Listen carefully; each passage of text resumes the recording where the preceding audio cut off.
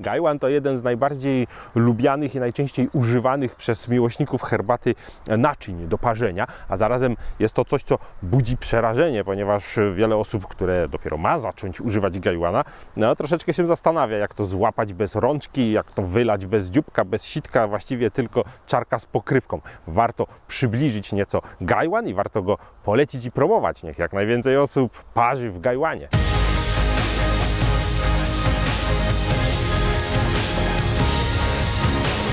Czajnikowy.pl. Dobra herbata. Gajłan to nic innego jak po prostu czarka z pokrywką na spodku, aczkolwiek spodek nie jest obowiązkowy. Są gajłany, które spodka nie mają i jeżeli by szukać początków gajłana, to bardzo trudno to zrobić, ponieważ on wyewoluował z czarki. Możemy gdzieś tutaj się zastanawiać nad samą formą czarki, ponieważ jego kształt zrobił się no, już troszeczkę inny niż pierwsze czarki, które były bardziej płaskie, rozległe, więc no, jest to naczynie do parzenia. Aczkolwiek kiedy ten kształt się zmienił, kiedy gajłan nabawił się pokrywki i w jakim celu, nie wiadomo. Nie wiadomo też, kiedy się nabawił tego spodka. Jedno co wiemy, to to, że wiele osób przypisuje no, jakby pierwszą wzmiankę na temat gajłana już mistrzowi herbacianemu Louis, który wspominał o naczyniu, które jest wystarczająco duże, żeby zmieścić w środku herbatę i wystarczająco małe, żeby zmieścić się w dłoniach. No, w sumie gajłan to spełnia, aczkolwiek nie było tam mowy o pokrywce, więc tak właściwie mogła to być czarka, więc nie wiadomo.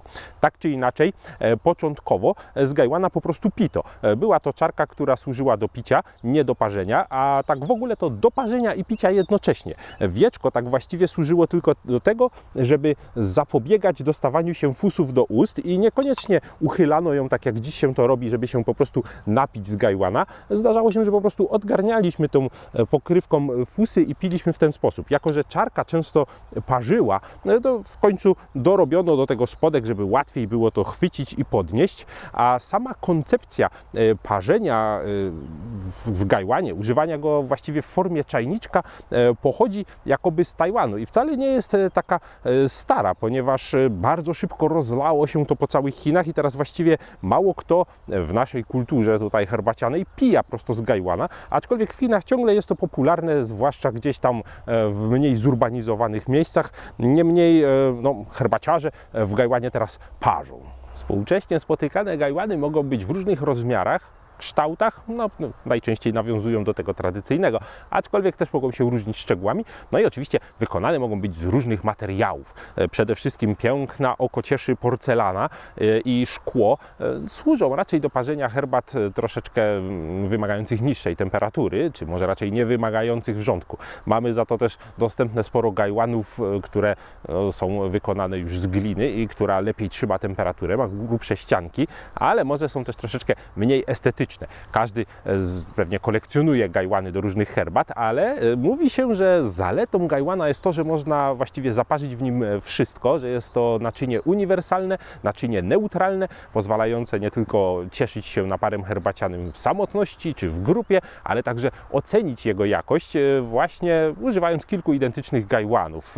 No, fakt jest taki, że nie każda herbata jednak w gajłanie się uda. Zauważmy, że odcedzanie odbywa się poprzez uchylenie lekko wieczka i zlanie naparu przez tę szparkę. Jeżeli użyjemy herbaty bardzo drobnej albo herbaty na przykład japońskiej, która w ogóle jest właśnie drobniutką zieloną herbatą, no to wszystko nam przeleci. I nie ma problemu, żebyśmy użyli do tego sitka i mimo wszystko parzyli w gajłanie, aczkolwiek im większe liście, tym lepiej to w gajłanie wychodzi. Przede wszystkim używa się gajłana do parzenia ulungów i no, puerów również można, takich powiedzmy chińskich zielonych herbat o dużych liściach, czarnych herbat, no i w ogóle wszystkich herbat, które są dedykowane parzeniu w stylu gong fu, czyli mają liście przygotowane właśnie do takiej techniki parzenia. Gajłan może mieć różne rozmiary i powinniśmy go sobie dobrać do tego, co parzymy. Mogą być takie wielkie gajłany jak ten, mogą być nawet malutkie, około 80 ml.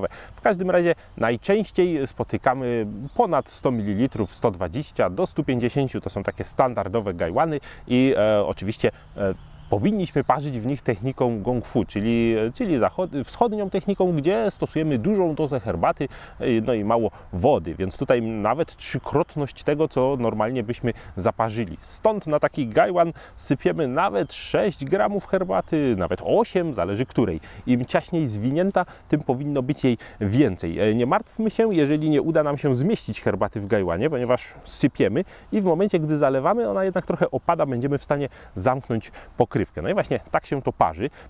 Parzymy krótko, no oczywiście każdy ma tam swoje ulubione parametry parzenia, o tym dzisiaj nie mówimy. Zlanie naparu z gaiwana odbywa się przez uchylenie wieczka, przez chwycenie kołnierza, a jeżeli nas to parzy, to przez chwycenie nawet spotka, jeśli gaiwan nie jest zbyt duży i mieścimy to w naszych dłoniach pianisty, no i zlewamy. Jeżeli pijemy sami, wystarczy sobie to zlać po prostu do ciarki i wypić, kolejne parzenie przygotować. Jeżeli pijemy w towarzystwie, no musielibyśmy jednak użyć jakiegoś naczynia, do którego zlejemy, jakiegoś czachaja, po to, żeby napar się wyrównał i dopiero rozlewamy do czarek dla naszych gości, chyba że potrafimy zrobić to na tyle płynnie i powiedzmy, żeby każdy dostał mniej więcej taki sam równy napar, żeby to wymieszać. Nalewamy trochę do jednej czarki, do drugiej, do trzeciej, wracamy do pierwszej. Są też różne techniki nalewania. Tak czy inaczej warto poćwiczyć najpierw, jeżeli nigdy nie mieliśmy do czynienia z gaiwanem, używając po prostu zimnej wody, zobaczyć jak nam się to wylewa, a potem z gorącą wodą, bo się okazuje, że on się nagrzewa i to jednak ma trochę wpływ. No głupio by było sobie stłuc gaiwan, bo nas oparzył, prawda? No trzeba się do tego przygotować. To tylko pozornie jest skomplikowane. Zauważcie, jest jeszcze ciekawostka, która mówi o tym, co symbolizują poszczególne elementy gaiwana. Mówi się, że pokrywka to niebo, spodek to ziemia, no a między tym czarka to człowiek. Człowiek, którego istnienie się zapętla, czyli robimy wielokrotne parzenie herbaty. Jedno się kończy, zaczyna się drugie. No i tak sobie filozoficznie Chińczycy to tłumaczą, więc bardzo fajnie. No trzyczęściowy gaiwan, trzyczęściowy świat. Zapaszmy herbatę.